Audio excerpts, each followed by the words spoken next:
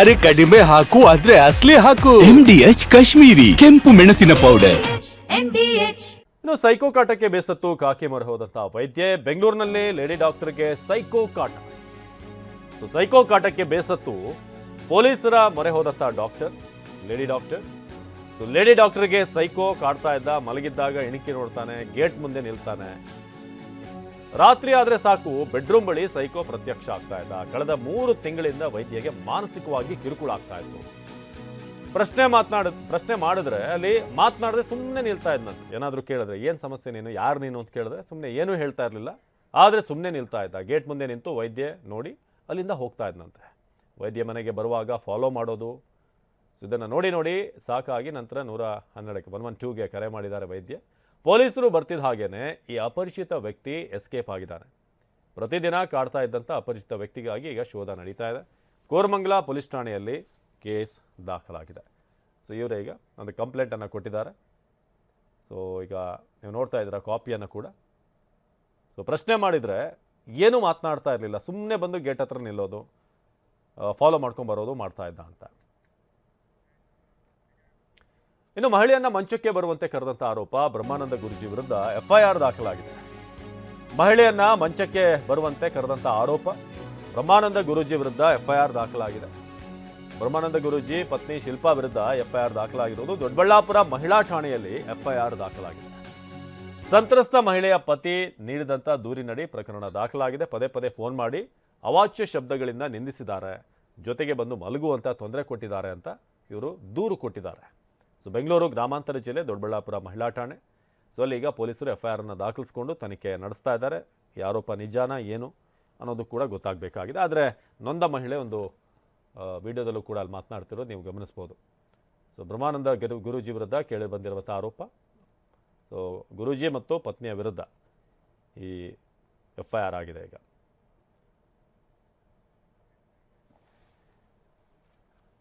ಇದು ಬ್ರಹ್ಮಾನಂದ ಗುರೂಜಿ ಮತ್ತು ಪತ್ನಿ ಶಿಲ್ಪಾ ವಿರುದ್ಧ FIR ದಾಖಲಾಗಿರೋದು. ಕಾರಣ ಏನು ಅಂತಂದರೆ ಫೋನ್ ಮಾಡಿ ಅವಾಚ್ಯವಾಗಿ ಮಾತನಾಡ್ತಾ ಇದ್ರು, ಅವಾಚ್ಯ ಶಬ್ದಗಳಿಂದ ನಿಂದಿಸಿದ್ರು, ಜೊತೆಗೆ ಬಂದು ಮಲಗುವಂತ ತೊಂದರೆ ಕೊಟ್ಟಿದ್ರು ಅಂತ. ನಮ್ಮ ಪ್ರತಿನಿಧಿ ನವೀನ್ ಈ ಬಗ್ಗೆ ಹೆಚ್ಚಿನ ಮಾಹಿತಿಯನ್ನು ಕೊಡ್ತಾರೆ. ನವೀನ್, ಈ ಸ್ವಾಮೀಜಿ ಮತ್ತು ಆ ಮಹಿಳೆಗೆ ಒಂದು ಕಾಂಟ್ಯಾಕ್ಟ್ ಹೇಗೆ, ಜೊತೆಗೆ ಏನಾಗಿತ್ತು ಅಂತ, ಏನು ಆರೋಪ ಮಾಡ್ತಿದ್ದಾರೆ ಇವರು? ನವೀನ್, ಧ್ವನಿ ಕೇಳಿಸ್ತಾ ಇದೆಯಾ?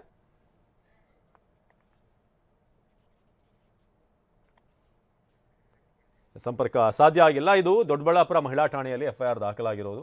ಸೊ ಸಂತ್ರಸ್ತ ಮಹಿಳೆಯ ಪತಿ ನೀಡಿರುವಂಥ ದೂರಿನಡಿ ಪ್ರಕರಣ ದಾಖಲಾಗಿದೆ. ನವೀನ್ ಮತ್ತೆ ಸಂಪರ್ಕಕ್ಕೆ ಸಿಕ್ಕಿದ್ದಾರೆ. ನವೀನ್, ಈ ಸ್ವಾಮೀಜಿ ಮತ್ತು ಈ ಸಂತ್ರಸ್ತೆ ಹೇಗೆ, ಈ ಕಂಪ್ಲೇಂಟ್ ಕೊಟ್ಟಂಥವ್ರು ಕಾಂಟ್ಯಾಕ್ಟ್ ಆಗಿರೋದು ಹೇಗೆ, ಜೊತೆಗೆ ಏನು ಆರೋಪಗಳನ್ನು ಮಾಡಿದ್ದಾರೆ ಅಂತ?